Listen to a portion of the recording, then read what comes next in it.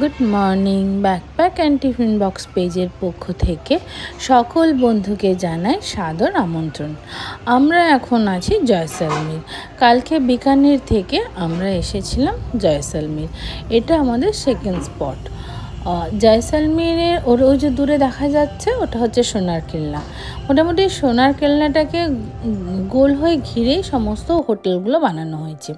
এখানে হোটেল বলতে পুরানো হাভেলিগুলোকে বেশিরভাগটাই হোটেলে ওরা রূপান্তর করেছে। চলো আমরা ব্রেকফাস্ট করে বেরিয়ে পড়ব। প্রথমে যাব সোনার কেল্লা, মানে জয়সলমীর ফোর্ট। সোনার কেল্লা দেখে তারপরে কি আছে দেখব। চলো আমরা বেরিয়ে পড়েছি। আমাদের যেহেতু ছোট একটা গাড়ি ছিল, সেটা মোটামুটি ফোর্টের কাছাকাছি এসেছে। তারপরে আমরা একটা টোটো নিয়েছি। টোটোটা একদম ফোর্টের মধ্যে, মানে একদম ভিতরে গিয়ে দাঁড়াবে। মানে এমনিতে তুমি বাসে করে গেলে সেটা আরেকটু দূরে দাঁড়াবে, 4 চাকায় করে গেলে আরেকটু ভেতরে দাঁড়াবে, আর এই টোটো করে গেলে তুমি একদম যেখানটা তুমি পার্টিকুলার যেই জায়গাগুলো তুমি দেখতে চাও সেই জায়গাগুলোতে যাবে। এই ফোর্টের ভেতরে না মানুষ থাকে, মানে বাড়ি, মানে ফোর্টের মধ্যে। আচ্ছা, এই অটোটা নিয়েছিল হচ্ছে আমাদের 100 টাকা শুধু ভেতরে যেতে, রিজার্ভ। হ্যাঁ, এটা শেয়ারেও যাওয়া যায়, যেহেতু আমাদের গোটাটাই লেগে গেছিলো আমরা গোটা অটোটাই নিয়েছিলাম। আচ্ছা, আমরা এই সামনে অটো থেকে নামবো আর আমরা একটা গাইড নেব, কারণ বাপি মা অত ঘুরতে পারবে না। পার্টিকুলার যে জায়গাগুলো দেখাতে হবে সেই জায়গাগুলোই আমরা দেখে নেব। চলো, আমরা ফোর্টের মোটামুটি এই ভেতরে চলে এসেছি। এবারে চলো গাইড ভাই কি বলছে শুনে নিই। सोनार किला, जिसके डायरेक्टर थे सत्यजीत रे साहब। उन्होंने यहाँ पे मूवी बनाया था सोनार किला। उस मूवी की वजह से इस शहर को एक पहचान मिली और एक फोर्ट को पहचान मिलेगी। यहाँ पे क्या करते थे, पहले बलि देते थे भैंस के बच्चे का, फिर फेस्टिवल शुरू किया जाता था। ये है राजा का महल और ये है रानी का महल। ओह अच्छा। दोनों के पार्ट अलग अलग है। अभी इसको क्या राजा ने म्यूजियम बना दिया है। खुद का लिविंग है आउटसाइड में। इंडिया का मात्र जैसलमेर का एक ऐसा है जहाँ पे राजा नीचे रहता है, खतरे के ऊपर रहता है। राजस्थान के 2 फोर्ट हैं जो लिविंग फोर्ट है। फर्स्ट है चित्तौड़गढ़, सेकेंड जैसलमेर। अभी प्रेजेंट टाइम में इस फोर्ट के अंदर 4000 लोग रहते हैं।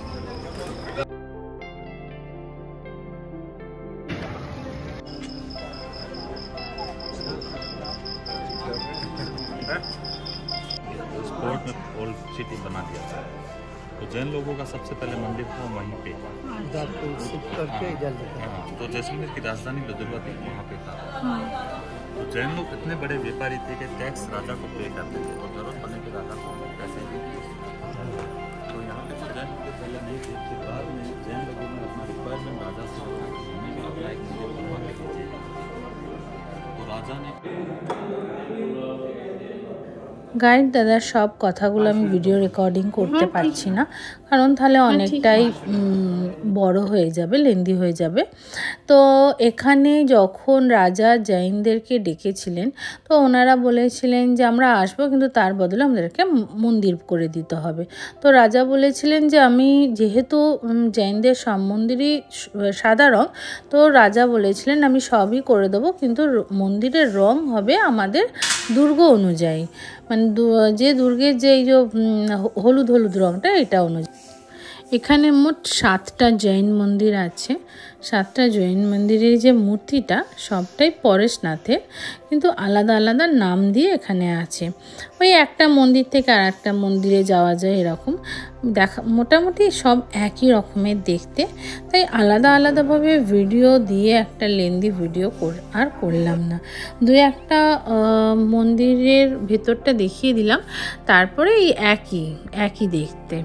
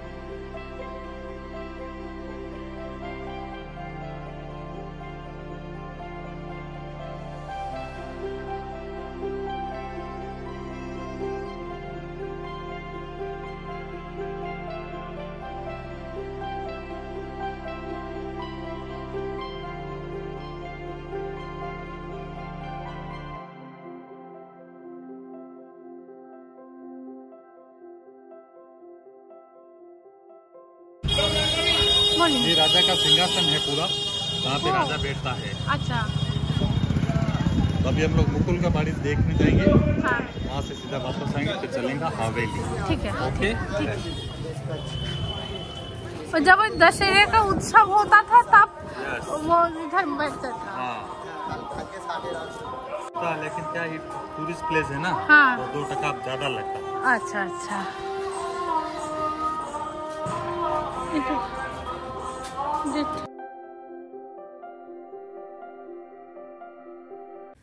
এটা হচ্ছে আমাদের প্রাণের মুকুলের বাড়ি, যেটা আপামর বাঙালি নস্টালজিয়ায় ভাসে সেই সোনার কেল্লার মুকুলদের বাড়ি।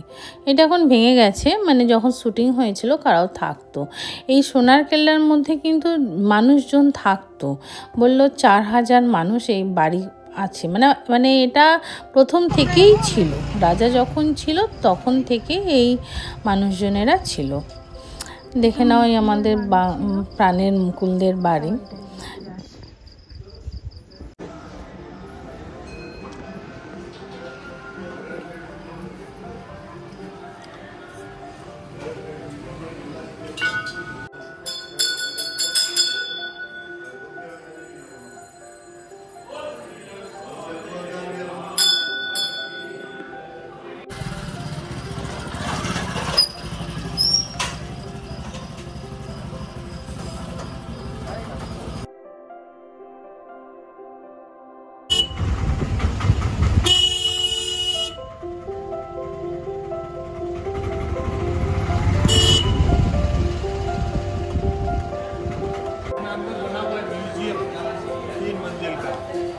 सर वगैरह नहीं चल सकते, हम लोग बाहर देखेंगे, बाहर से फोटो वोटो लेंगे आपके बढ़िया।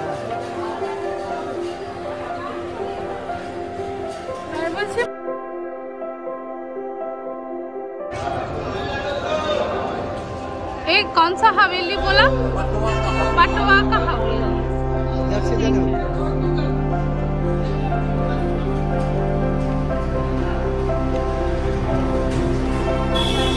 এখানে 150 টাকার টিকিট লাগে মিউজিয়াম দেখার জন্য। আমি 150 টাকার টিকিট নিয়ে মিউজিয়াম দেখতে যাচ্ছি। চলো।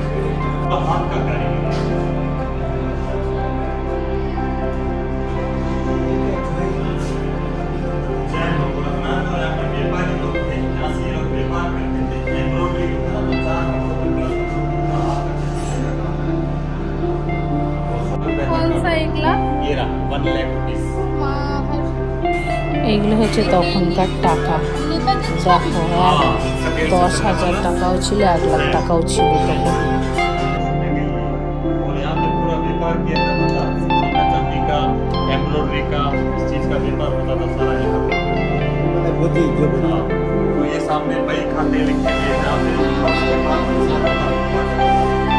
এখনো তো আছে।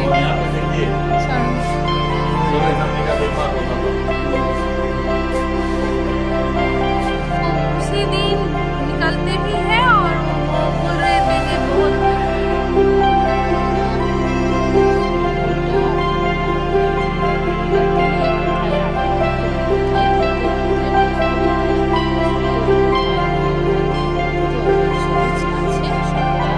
আমরা দেখেছি, কিন্তু সব আমি ভিডিওতে দেবো না, একই সবই একই।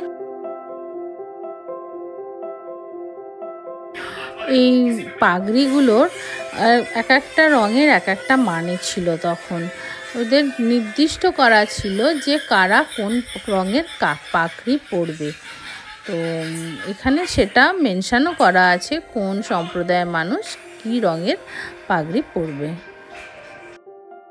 আমরা এখন পাটওয়ান হাভেলির ছাদে উঠে এসেছি। ছাদ থেকে পুরো সোনার কেল্লাটা দেখা যাচ্ছে।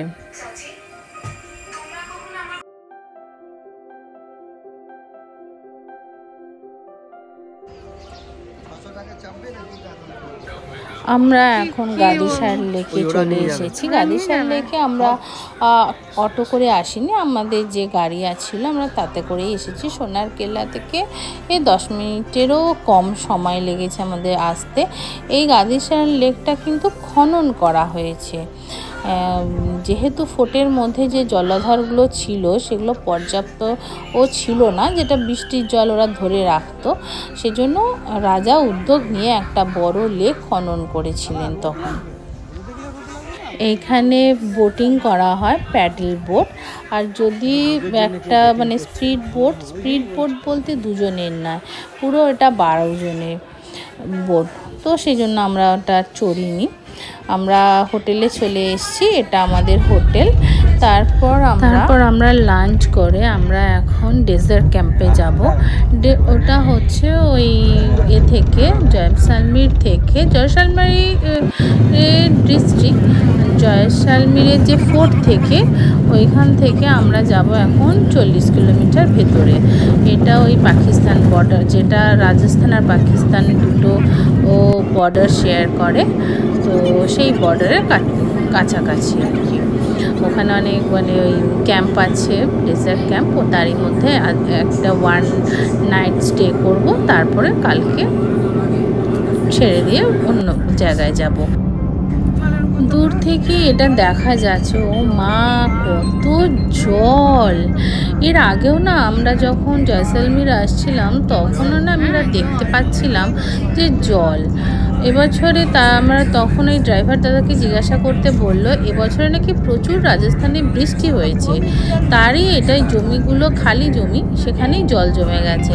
ভাবতে পারো রাজস্থানে জল, মানে ওরাও খুব মানে আমার যে ড্রাইভার দাদা সেও বলছে যে আমাদের রাজস্থানে আমরা পূর্বপুরুষ ধরে আছি, এত বৃষ্টি হতে কখনো দেখিনি, এবং এরকম বহু জল জমে আছে। আমরা মোটামুটি হোটেলের কাছেই চলে এসেছি, কিন্তু সূর্যাস্তটা অসাধারণ লাগছে না?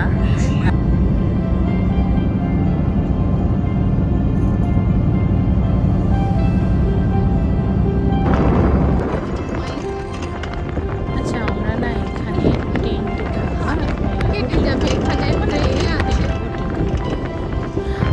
আমরা এখন বেরিয়ে পড়েছি ওই ডেজার্ট সাফারিতে। টেন্টে আমরা ঢুকিনি, আমাদের গাড়িতেই মালগুলো আছে। সূর্যাস্ত হয়ে চেকিং করতে যদি সূর্যাস্ত হয়ে যায়, ওই জন্য আমরা বেরিয়ে পড়েছি। কি ভালো লাগছে! এটা নাকি পাকিস্তান বর্ডারের দিকে, তো অনেকেই এসেছে, কেউ উট চড়বে, কিন্তু বাপিকে উট চড়াবো না আমরা, সেজন্য দুটো গাড়ি ভাড়া করেছি। এটা হচ্ছে এই স্যান্ড বাইক। এই বাইকটা আমাদের নিয়েছে হচ্ছে 800 টাকা করে, দুটো গাড়ি 1600 টাকায় নিয়েছে। ওটা 20 মিনিট ঘোরাবে। এখানটায় হচ্ছে যে দেখা যাচ্ছে দূরে একটা মতন কাঁটা বেড়া, এটা হচ্ছে পাকিস্তান বর্ডার, কিন্তু এটা হচ্ছে মিলিটারি বর্ডার না।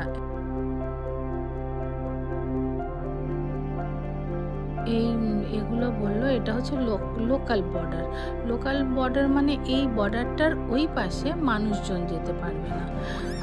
আর এই বর্ডার থেকে 10 কিলোমিটার দূরে হচ্ছে পাকিস্তান, একদম যেটা বর্ডার বলে সেই বর্ডারটা। এই স্যান্ড বাইকটাতে না প্রচণ্ড মানে ভয় লাগছে, বড় বড় গর্তের মধ্যে দিয়ে ঢুকছে, মানে নিচের দিকে নেমে যাচ্ছে, আবার উপর দিকে উঠে যাচ্ছে। আমি খুব রিস্কে এই ভিডিওগুলো করছি। একটাতে আমি আর মা উঠেছি, একটাতে বাপি আর বুবু মানে আমার হাজব্যান্ড উঠেছে। মা বেশ এনজয় করছে ব্যাপারটা, যদিও শাড়ি পরে বসে থাকে।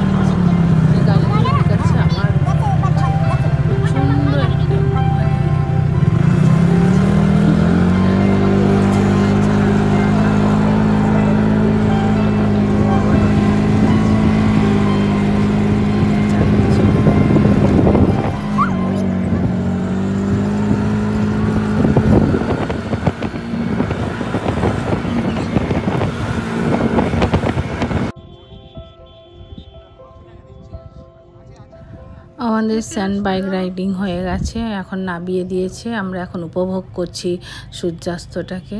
কি ভালো লাগছে, লাল লাল আমাদের যে। আচ্ছা, আমাদের টেন্ট থেকে আমাদের গাড়ি করে এই জায়গাটাতে আসা যাবে না, ওদের এখানে যে জিপসি গাড়িগুলো আছে ওতে করে আসতে হবে। কিন্তু এত জোরে চালাচ্ছে জিপসিগুলো, মানে ধরে ফটো তোলাই যাচ্ছে না সামনের দিকে। কোনো রকমে বসে আর ওপর দিকে হাত তুলে এই ফটোগুলো আমি তুলেছিলাম, কিন্তু বেশ ভালোই লাগলো। এরপর আমরা টেন্টে চেকিং করব।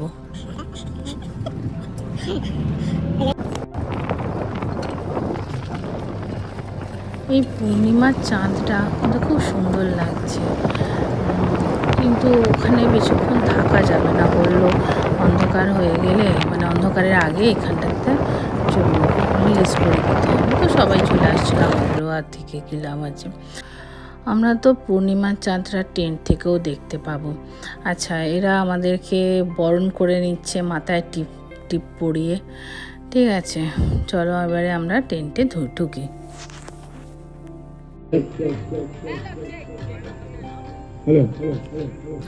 আমরা টেন্টে ঢুকে পড়েছি। এখন বোধহয় 6:30 বাজে। আমাদের স্ন্যাক্সও দেবে। স্ন্যাক্স আমরা বলেছি, যেহেতু আমরা একটু চাটাও খেয়েছি। ওখানেও চা, যেখানটায় বাইক রাইড করলাম ওখানেও চা বিক্রি হচ্ছিল, তো ওখানেও আমরা চা বিস্কুট খেয়েছি। খারাপ না, ভালো, গরমই দিচ্ছে। কেউ ফ্ল্যাক্সেও করে নিয়ে গেছে, আবার কারো হয়তো আমরা তৈরি করালাম। তো আমরা বলেছি যখন ডান্সও দেখবো তখন আমাদেরকে স্ন্যাক্স দিতে। তো এটা আমাদের মানে খাওয়া দাওয়া মিলেই আমরা এটাকে বুক করেছিলাম। অনেকক্ষণই ডান্সও শুরু হয়ে গেছে, আমরা দেখতে ভুলে গেছি ভিডিও করতে। আচ্ছা, এখানে টেন্টগুলো সম্বন্ধে বলি। এখানে বাথরুমে গিজার আছে, আচ্ছা এসি আছে, আর হচ্ছে যেমন যা ফেসিলিটি থাকে, যে টেন্টে মাথা পিছু 2 লিটার করে জল দিচ্ছে দিনে, মানে একজনের মাথা পিছু 2 লিটার, মানে আমরা 6 লিটার জল দিচ্ছে। তারপরে তো যা থাকে হোটেলগুলোতে সবই, মানে চিমনি থেকে শুরু করে ব্রাশ, পেস্ট, হ্যান ত্যান, শ্যাম্পু, সাবান সবই দিয়েছে। আর সবথেকে বড় কথা হচ্ছে জলের কোনো প্রবলেম নেই এখানে, অঢেল জল দেখলাম। আর অনেক বড় বড় সব জলের ট্যাঙ্কও আছে। বাবা, এটা দেখো কত বড় বড় মাথায় হাঁড়ি বসিয়েছে। তবে এই হাঁড়িগুলো না ফিক্সড, মানে পড়ে যাবে না। এর সাথে ওটা শুধু মাথার উপরে একটা দিয়েছে, ওইটাকে তার মানে একটা প্যাড দিয়েছে মোটা, সেটাকে বেঁধেছে, যেমন টুপি বাঁধে, টুপি বেঁধেছে, আর তার উপরে ওইটাকে করেছে। তার সত্ত্বেও একটা ব্যালেন্স তো থাকবে। আচ্ছা, কিন্তু দেখাচ্ছি সে মুখের ভিতরে কেরোসিন তেল দিয়ে সব খেলা হচ্ছে।